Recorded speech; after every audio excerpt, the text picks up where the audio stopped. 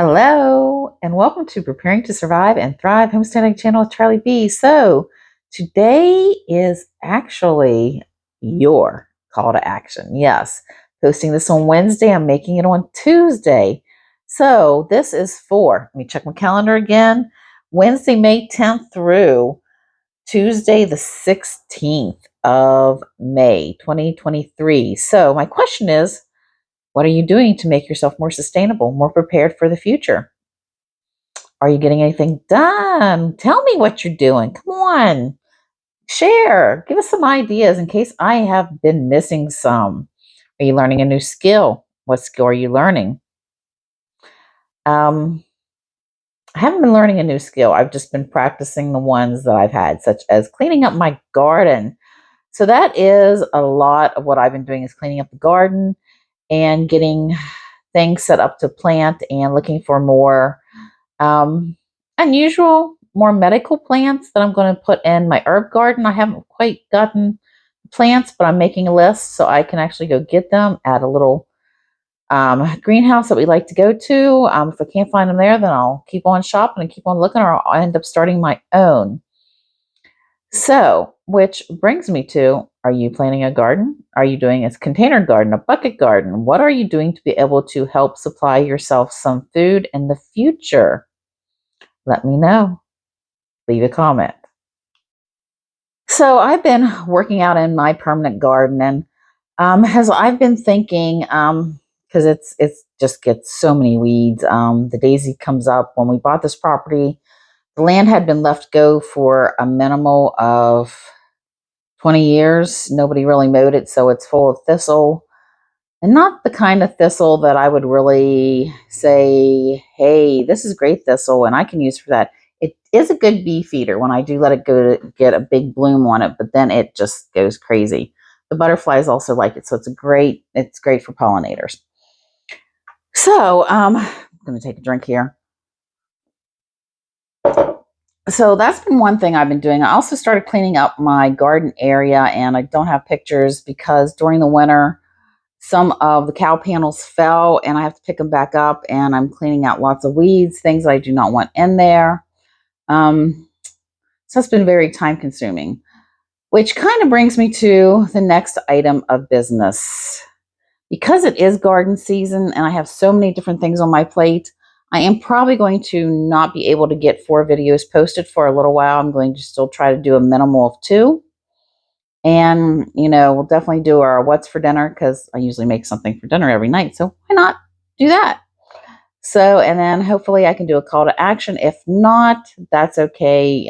So if I don't show up on a Wednesday with a call to action, you'll know it's because I got busy and could not keep up with it.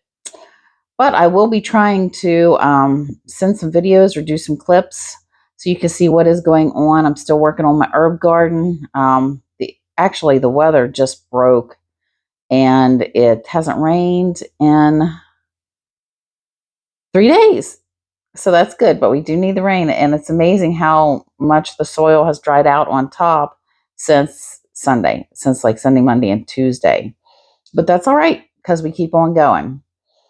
So now I've been thinking, it is gardening season, and I have a challenge for you. In my permanent garden, I have Jerusalem Artichokes, and they are actually a tubular, and they get a tall stem that almost looks like a wild daisy, something like that. But they keep on getting higher and higher and higher. We're talking like 6-8 feet. And they get this beautiful flower that's about this big. And it looks like a small sunflower. The bees love it. Lots of pollination there. But what's nice about a Jerusalem artichoke, or it could be a bad thing, but you can pretty much not kill a Jerusalem artichoke once you have them planted. Also, they can pretty much outproduce a potato per acre, and they're very good. They kind of have a long, knobby looking appearance. I wish to God I would have pulled out one, but I didn't, because I pulled out a bunch of them and took them to a friend of mine and showed her what they look like. If I can find a picture, I might actually pop one here in Okay, so I guess we'll see.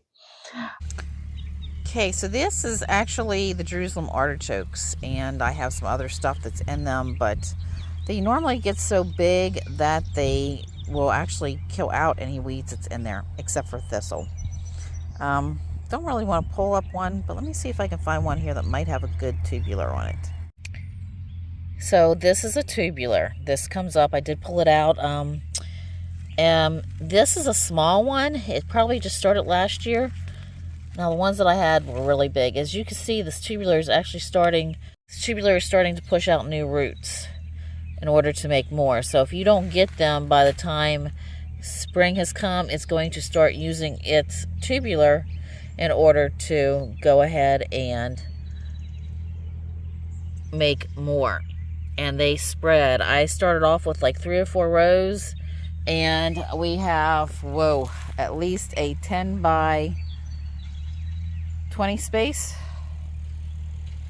and they are spreading out to even places that they're not supposed to go. So this year I'm actually going to start pulling them and start eating them. But there you have it.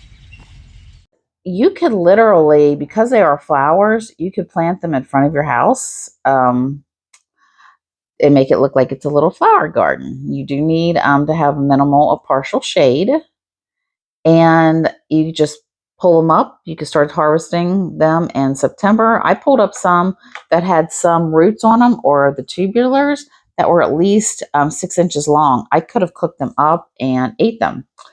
Now, one little thing about Jerusalem artichokes. When I first started eating them, I didn't realize this, but they have a lot of fiber.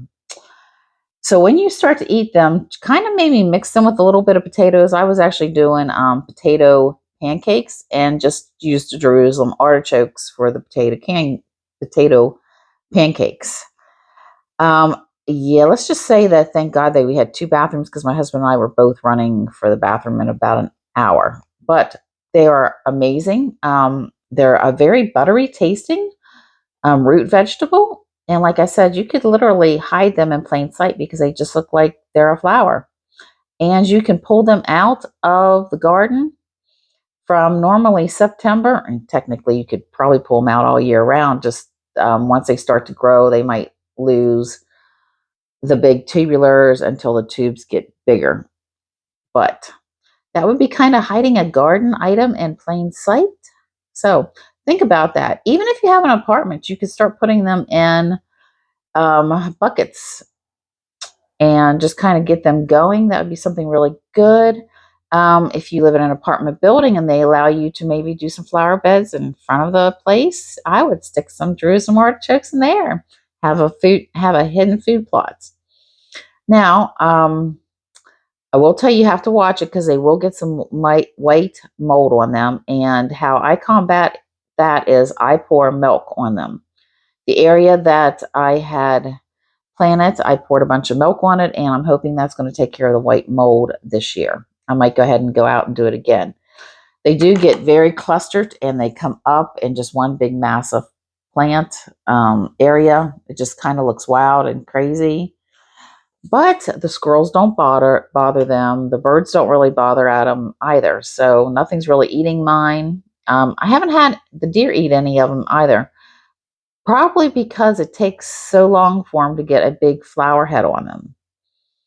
I do have my garden fenced off, but the deer have come and went in there because they're sneaky. And I don't have it fenced off that good. But that's just a little permanent item that you could probably just stick around your house, and you know that you actually had a food supply in your ground. They would just think it was a flower.